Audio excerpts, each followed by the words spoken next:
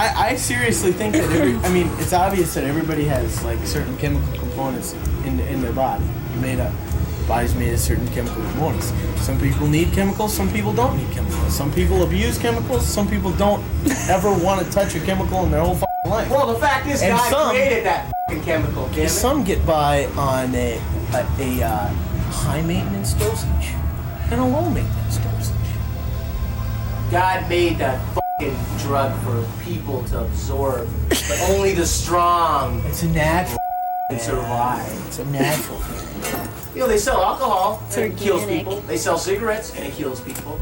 They don't sell pot and it doesn't kill people. Well, that's, you know why? That's our f***ing government in. Look in that show. Well, you know why, though? The reason they don't sell pot is because the fucking alcohol lobbyists and the fucking tobacco lobbyists, them old fat white men, you know. Fucking bong wars. Bong wars. Now get the hell out of here. Bong wars. I mean, I'm not for drugs. I'm not against drugs. I've just only tried it a couple times, and it just knocks me out. You know, I can't function, so I don't even bother. No one has ever died from ODing on marijuana. They've passed out, fell asleep, threw up, got dizzy. That's about it. I mean, drugs are drugs. Drugs are there to change your perception of reality. A couple of the songs on the album deal with pot. Mm-hmm. So, like, you know, how often do you do pot? Or most of the guys in the band? How often do I do pot? Well, let's see. Well, it's a personal thing with everybody. Sometimes daily. If people, like in our band or whatever, whoever wants to do it, that's fine with me. Sometimes never. I go for periods of time without pot, and then sometimes I do pot on a daily basis. But Finally, Twin Cities, the incredible debut of hometown heavies, Juggernaut. Their new release, Black Pagoda. It's an uncompromising shred fest of the highest order that'll tear your head off. Juggernaut, Black Pagoda. Available now at these fine locations on Pandemonium CDs and cassettes. When I was 5 years old, you know, my dad and mom asked me what I wanted to do because I really was into athletics. They asked me, well, do you want to play music at all? And I said, yeah. They said, well, what do you want to play? And I said, well, I want to play drums. So you know what they tried to do? They tried to force you into that piano bit. Well, then you have to learn piano and all those other gay instrumentational things. And I just said, okay. So I took piano for like a week and just stopped playing until I got my drum set. And then I just started playing drums.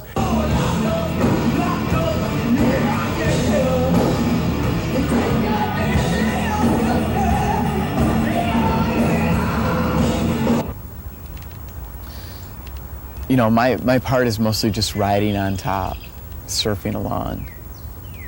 And every band that I've played in, it's been different.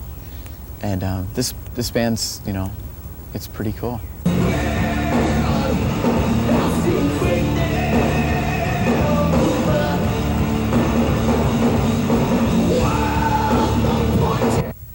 Was there a point in your life where you decided, I just want to be a bassist in a rock band, or, you know, full-time musician?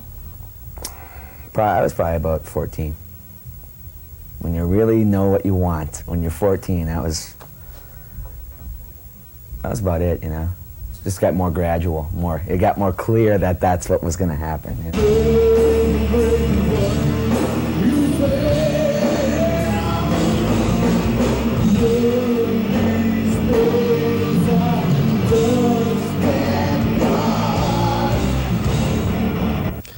You know, I guess this sounds pretty cliche, but when I was younger, I thought, you know, that I could probably do that, and that's all I needed to do.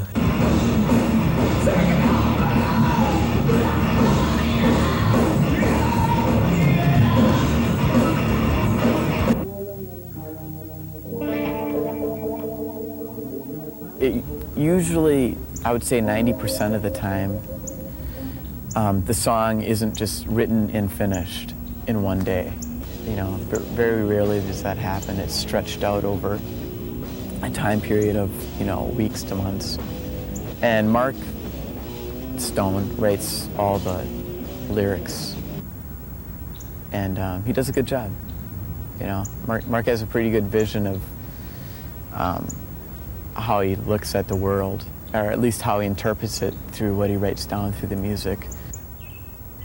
So usually a song will start out with Erik, you know, throwing out a riff, and Dan's a great groove player. You know, Dan and Erik groove really well together. That's like the really power spot. You know, is that our rhythm section is, you know, can groove really well together, and that's what I think makes us, you know, fairly successful, is that we have a really strong rhythm section. It's crowded. Everybody is trying to be successful. You got an immense amount of competition. It is extremely difficult to distinguish yourself from the numbers. And in my opinion, in order to do that, you have to really focus into what you are. I'm a product of my environment. Find out what your strengths are and develop an approach which is unique and original, which will give you immediate visibility and immediately understandable. It's like going into the restaurant and having someone hand you a little sample of the food. I spend a lot of time with marketing people and publicists, photographers, artists, because everything goes in front of the band and me as far as logos and artwork and stuff. We want everything to conform to the message we're trying to send out to the public.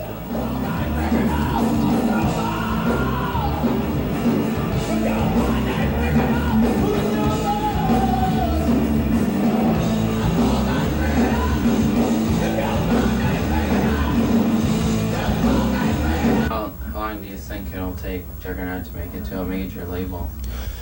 Well, the normal projection for any band is, you know, like 5 to 10 years of signing a major deal.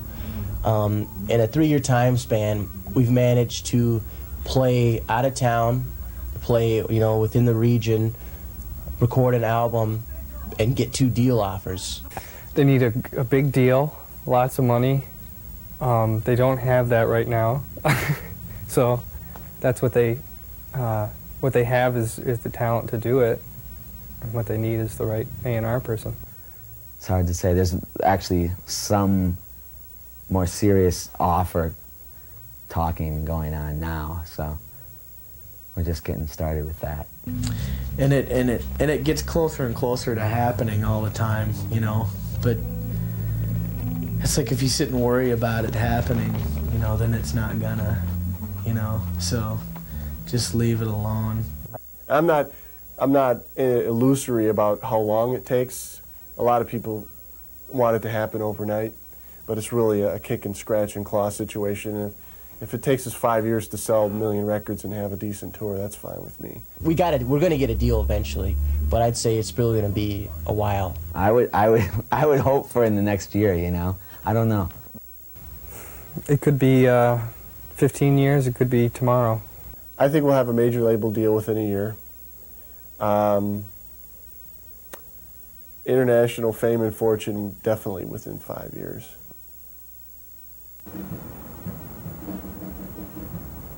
Hey, Mike. Hey, who is smoking? Hey, who tell me how to fight? Go get style.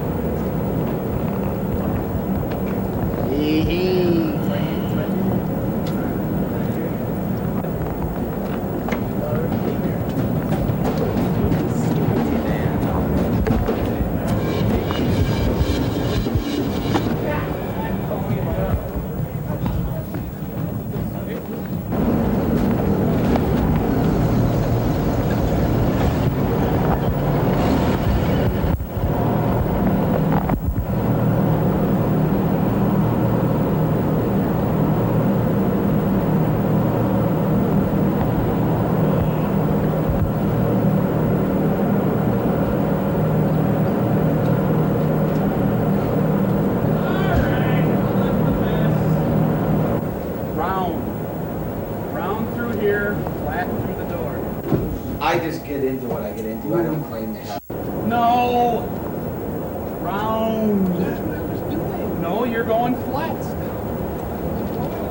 trying to put exploration in that song. Hello, McFly. Anybody home?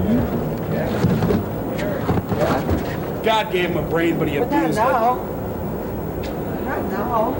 Not now what? You know, Rich, I thought about something. Which is, I think it's, what is it, like, I think it's like Well, they died, but they didn't get this. 20 shows and...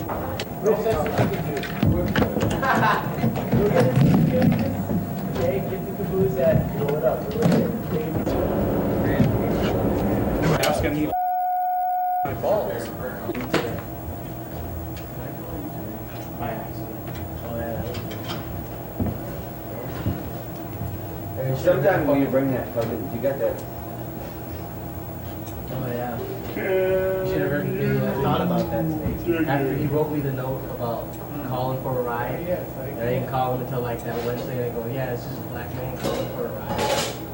It's the first thing. I didn't say hi. I want a black cab. Yeah, I want a black cab, black interior, and black air conditioning.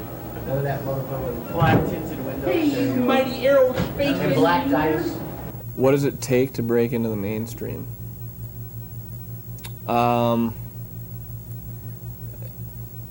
An absolute dogged adherence to your own vision, you know.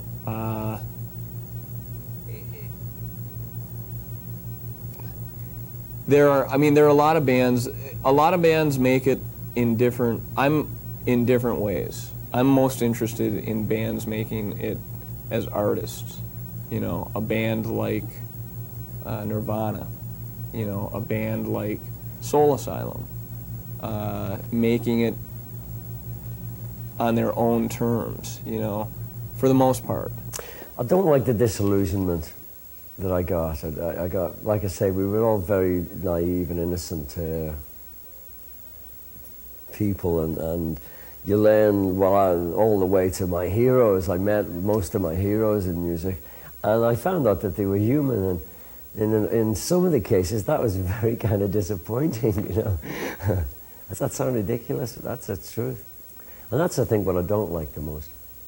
Along with the heroes, throwing off the yoke of responsibility. I don't like that. The things that I have enjoyed about it are things that, on the same thing, I played with all my heroes. I played with Eric Clapton and George Harrison and John Lennon and all these people. I actually sat in rooms with them and played guitars on songs with them and oohed and ahed with them. I thought that once I got a record deal, that things were going to be, you know, kind of on easy street, but I didn't really know much about the business. But I mean, a lot of things just start once you get the record deal. You know what I mean? They put so much money into the band, and you know, you think that, okay, well, now I've got a record coming out, and you know, I'm going to start seeing money, and it just takes a long time to see money, if you see money at all, because, you know, when you're just playing in the bars, dreaming about getting a record deal, you think it's a lot different, and then when you get in it, it's really a business, you know, and you gotta stay on your toes, and because, you know, people will take advantage of you, or, you know, you just gotta stay on it. You're going to have to bend over sometime, you know? You're all going to have to be nice. So be nice, might as well get used to it, you know?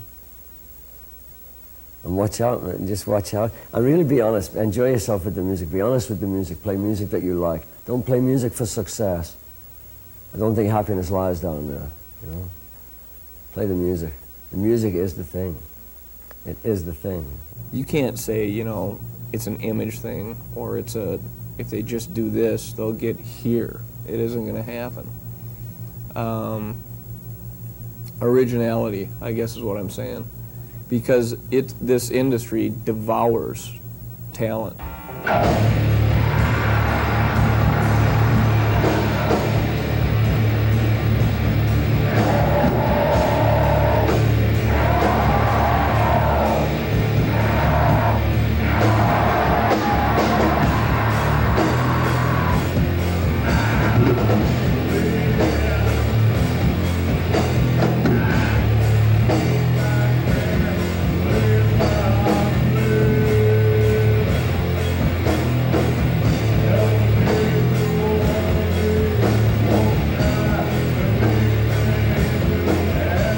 mean, it just literally, you are the hot new thing today, and you know.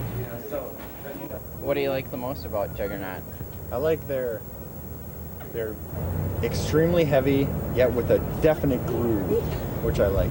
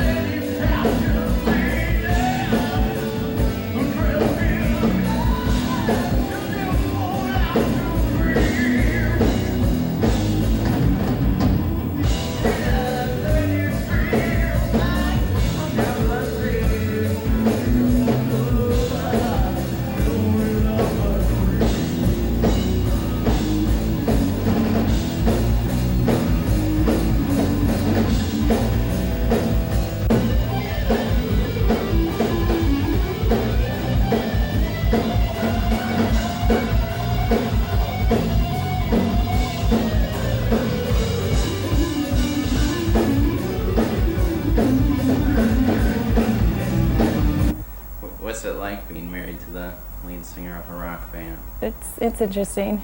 We have a 8-year-old daughter who rebels by listening to country music and wishes her dad would cut his hair and would read the newspapers. You know, she wants a normal life, so it's interesting. Wow. Yep. Do you worry at all, like when he goes out on the road? Sure. We've worked really hard at developing trust, and there's certain, you know, you got to stay connected, and it takes a lot of work to stay connected, but it's also nice to have him gone. Tell me about your kids, you know, their ages, their names, Okay. and what they're up to. Abby will be 8 in a couple of weeks, and Zachary is 22 months, so that's terrible toddlerhood stage. Abby's into Sex Pistols and Soul Asylum, so she's a very interesting child. And Zachary's a very active child. There's been a couple of times when they've been getting a lot of press attention and stuff, and it's just at that point you start thinking at what point will we, or how much will we include our children in, you know, the publicity and stuff. And we think about it a lot. I think it would definitely change some ways for the good and then some ways for the worse too. It's just the logistics of all the stuff that would have to be done at the house and the cleaning and stuff. And it would be good because we'd be able to appreciate each other more from a distance and spend time with each other. And financially, when you got a lot going on, it's easier if you can afford to pay for childcare or pay for a lot of the additional expenses, eating out and all that, when you don't have time to do it at home. So. How close do you think Juggernaut is to like a major label deal? I think they're pretty close. I'd like to think so anyways, but yeah. If you could kind of put a guess on how much time it would take, could you? 6 to 9 more months. Mark doesn't like me to say that, but I just don't think at this point they could handle the attention and the fame. When they did have a few bits of attention, their egos got a little bit hard with each other and stuff, and I think it's something to get used to, and so 6 to 9 more months.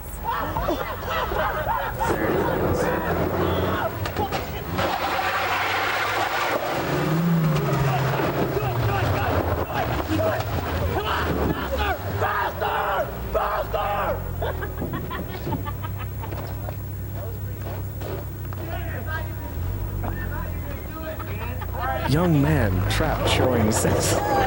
Let's axe and testosterone. Film at 10. No.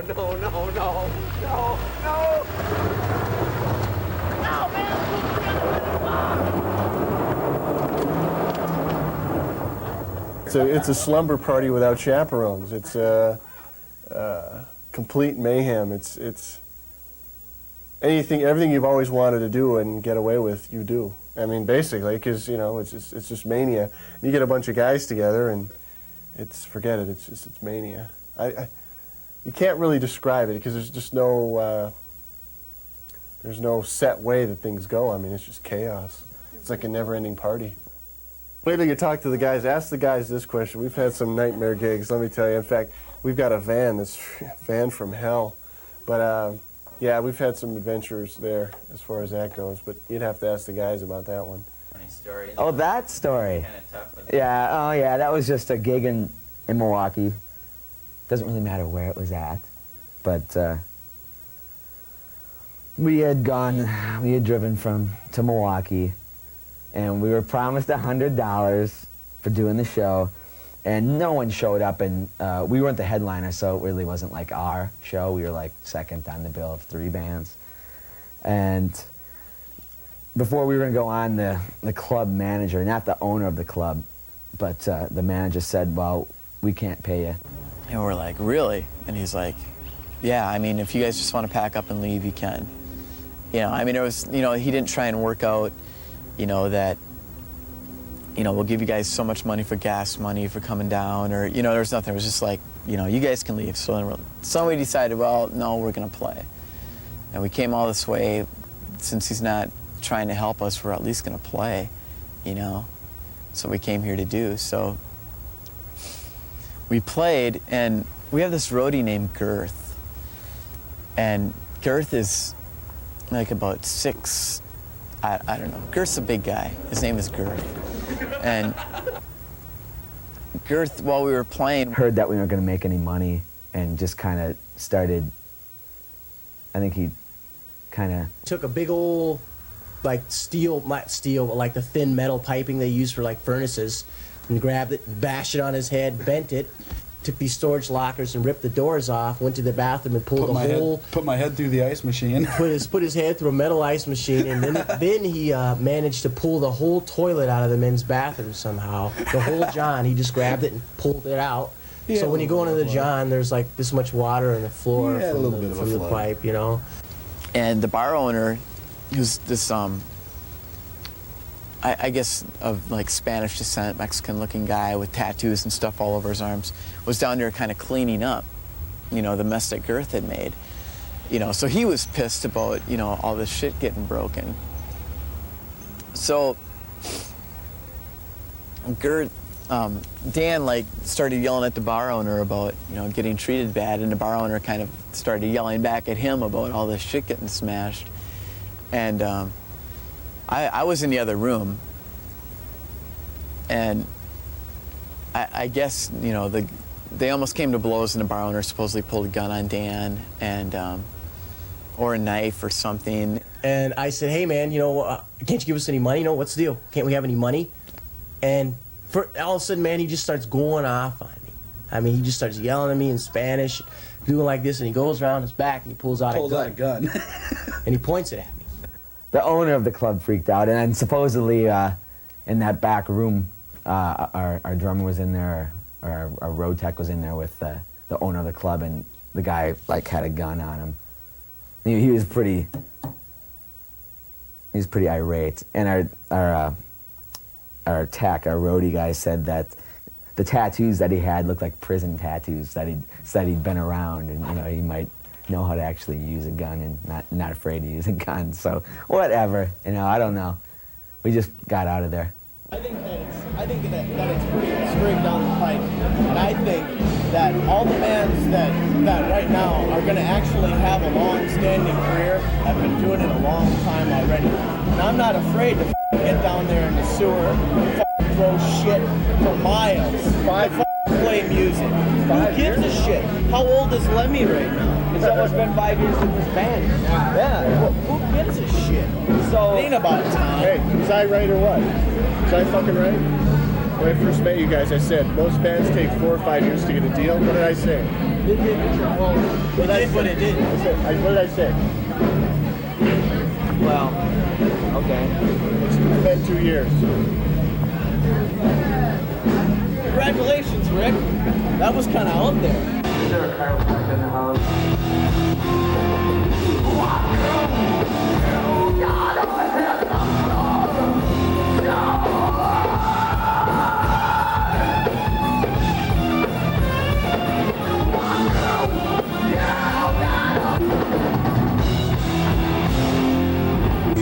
All right. Okay. Okay, Buck.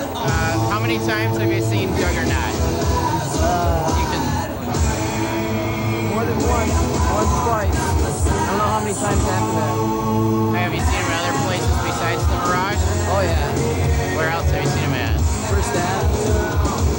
And played at this field once. The field in Minnesota? Yeah. Oh, okay. I first saw them at a best band contest in spring of '92. I was asked to be a judge by some friends at Guitar Center. And they were really quirky and different and original and unashamed about it, and also at times could be extremely ferocious. I think musically they were considerably different back then. Well, I can't say considerably different, but they kind of went the gamut from reggae. They're doing some reggae kind of stuff and real light and fluffy, but then they'd also do this really ferocious, intense music as well, which was the best stuff because everybody would be riveted, and I really dug that and dug them and voted for them, and they actually won the contest. So part of the prize was they won a day of recording time out at Paisley Park. The Paisley thing was all right. I think it was when we went back the second time when Rick took us back there and we recorded in Prince's studio, which was a lot of fun because there's a lot of mood there. There's a lot of like spiritual things, it seems like, when you're sitting in there and you're playing that are captured. I mean, you got everything from mood lighting to candles to the cedar in there. It smells like cedar and it smells really good in there because, you know, Prince is real picky about that. And the place itself is it's very haunting at night. Like if you're there midway through the night and there's no one there and you're walking around in this place and it's like a big old castle, and then Prince's cat Paisley's running around in there all the time scaring the crap out of you because it's dark in there. One of the funnest things we did was Rick and I stole Steve's keys, Steve Durkee, the producer of the album, and went down to Prince's trophy room, and Rick had his little camcorder, so we went down there in the Prince's trophy room and just filmed everything in there, the MTV awards and just all kinds of stuff, man. We just, yeah, it was a lot of fun. It was all right. How do you think your life would change if you did break through and get famous? Do you think you'd change personally, or I think that struggle with it? I think that I'd probably be neurotic about it changing me. I think I'd sit down and probably analyze a lot more the things that I do, and probably be less apt to just, until I got comfortable where it's at, because sure, it's going to change a lot of things. It would, you know. We got just out of the blue on a morning, 10 o'clock in the morning, I get a call from obviously long distance, and a guy with a German accent on the other line says he really likes Juggernaut. And we talked for about an hour, and he says he's going to submit an offer for a record contract. And this guy is, his name's Karl Walterbach, and his label's called Noise International. It's a division of modern music in Berlin, Germany, which is actually a really cool independent label in Germany. Germany being the second largest record market in the world after the U.S. Noise is the #1 heavy metal label in Germany as far as independence goes. So it's a really cool label. It's the home of bands like Halloween, Celtic Frost, Coroner, Voivod. So it's a really cool label. Anyway, so he tells me that he's going to fax me an offer, so that's what this is right here. This is a fax of the major deal points of a contract offer for Juggernaut. So in 2 weeks, I'm going to Berlin to negotiate a record deal for the boys in Europe. And this guy wants European and Japanese rights, so we're going over there. Yeah!